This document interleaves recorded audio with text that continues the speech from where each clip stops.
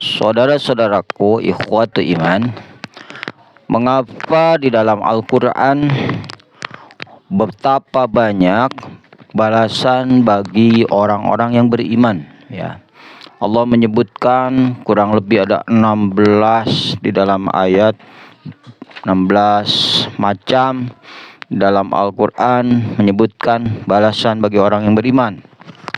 Di antaranya, orang beriman itu la khaufun, tidak akan ada rasa takut untuk meninggalkan dunia ini, meninggalkan keluarga, meninggalkan anak-anaknya, meninggalkan istri-istrinya, karena yakin ada Allah yang akan mengurusnya. Beriman dia, ada para malaikat yang menjaganya.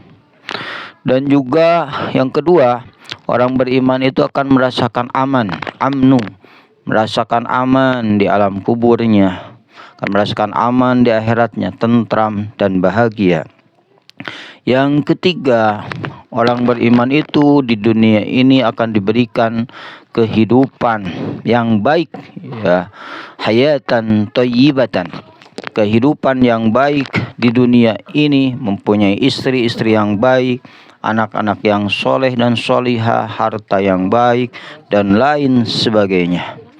Juga orang beriman akan menguasai, berkuasa di muka bumi ini, sebagaimana para sahabat dan para nabi, para Rasulullah SAW, terutama Nabi Muhammad, menguasai dunia ini. Yang keempat, yang kelima, Allah akan memberikan keberkahan, barokah dari langit dan bumi, menurunkan air hujan yang bermanfaat, bukan jadi bencana. Air hujan itu hujan yang bermanfaat di langit, juga menumbuhkan barokah di bumi, buah-buahan, biji-bijian di bumi, ya. Dan juga Allah Subhanahu wa taala akan memberikan jalan keluar dari berbagai macam kesulitan dan kesusahan. Yaj'al lahu makhrajan, yang akan memberikan jalan keluar dari berbagai kesusahan dan kesulitan. Kalau ada yang bertanya, mengapa ya saya apabila ada kesusahan, kesulitan itu rasanya buntu, tidak ada jalan keluarnya? Mungkin beda cara Allah dengan cara kita, atau mungkin keimanan kita belum sempurna, ya. Dan juga Allah akan memberikan rezeki dari arah yang tidak diduga-duga. Wa may yattaqillah yaj'al lahu makhrajan wa yarzuqhu min haitsu la yahtasib.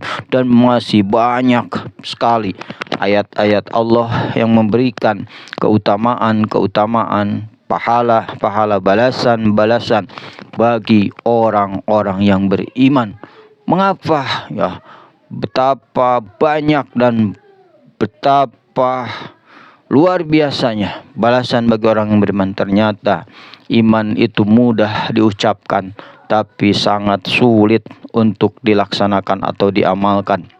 Dan juga apabila kita melihat sabda Nabi Muhammad Rasulullah SAW, riwayat Syaikhani, yaitu Syekh dua ahli hadis, Al-Imam Bukhari wal Muslim, juga Imam An-Nasa'i, dari Anas bin Malik radhiyallahu anhuma. Semoga Allah meridai ke Anas, ya, radhiyallahu anhu. Semoga Allah meridai ke Anas radhiyallahu.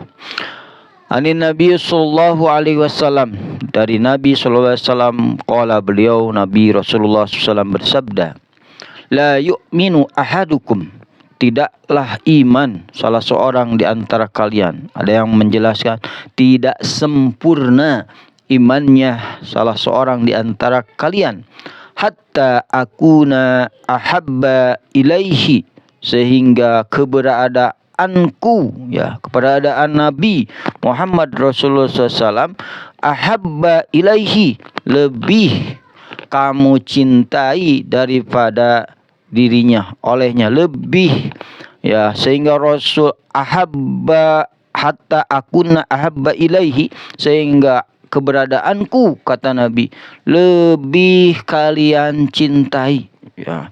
Jadi keberadaan Nabi Muhammad Rasulullah SAW lebih dicintai, ya.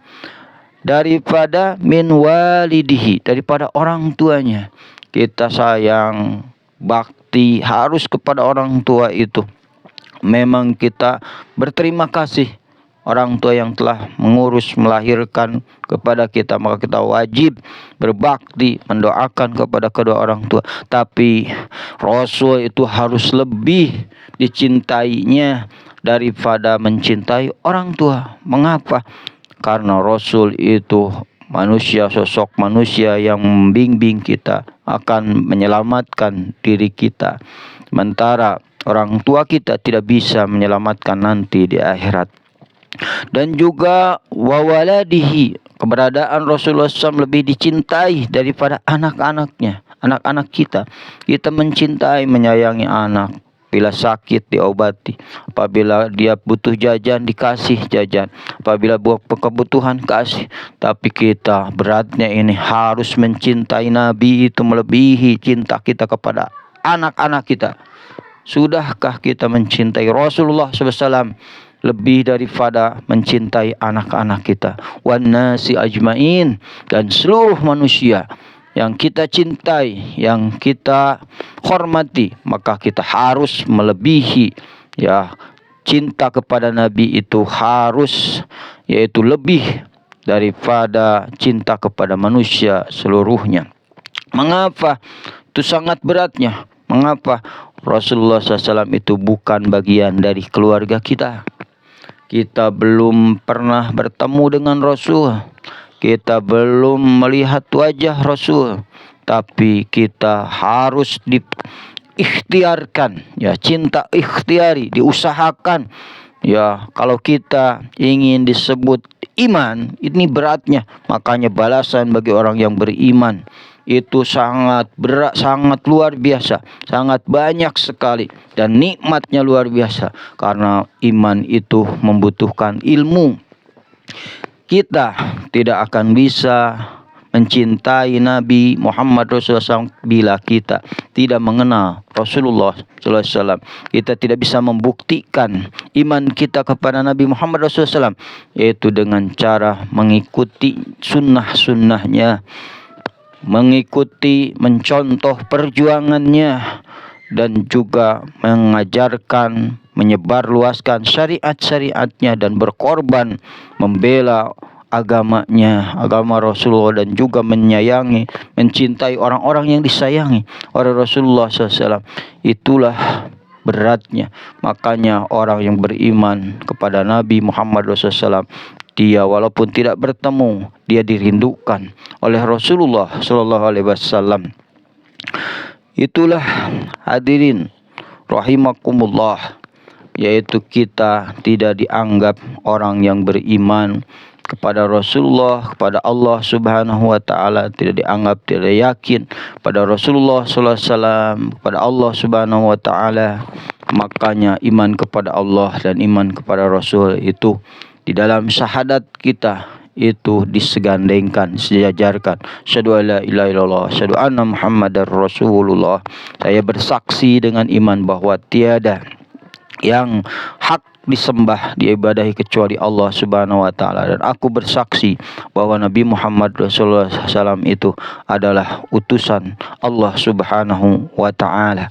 Dan juga iman itu memerlukan bukti, memerlukan bukan hanya omongan saja. Buktinya orang yang beriman itu wa'amilus sholihah, yaitu beramal soleh. Amal soleh itu amal solaha yasluh, itu amal yang ada hubungannya, ada kaitannya, ada perintahnya dengan Allah, ada contohnya Rasul dengan Rasulullah sallallahu alaihi wasallam. Makanya nyambung pahalanya pun. Amal soleh itu adalah amalan yang disyariatkan oleh Allah, dicontohkan oleh Rasulullah sallallahu alaihi wasallam, baru itu disebut amal soleh. Amal soleh yang paling utama adalah sholat, sehingga sholat menurut para ulama adalah as-salatu silahun bainal abdi war-rabi, yaitu sholat itu adalah hubungan berkomunikasi antara Allah dengan hambanya, antara hamba dengan Allah Subhanahu wa taala. Allah yang memberikan syariatnya, hamba yang taat, yang patuh, yang mencintainya, pasti dia akan menjaga solatnya, akan solatnya itu terus menerus daimun dan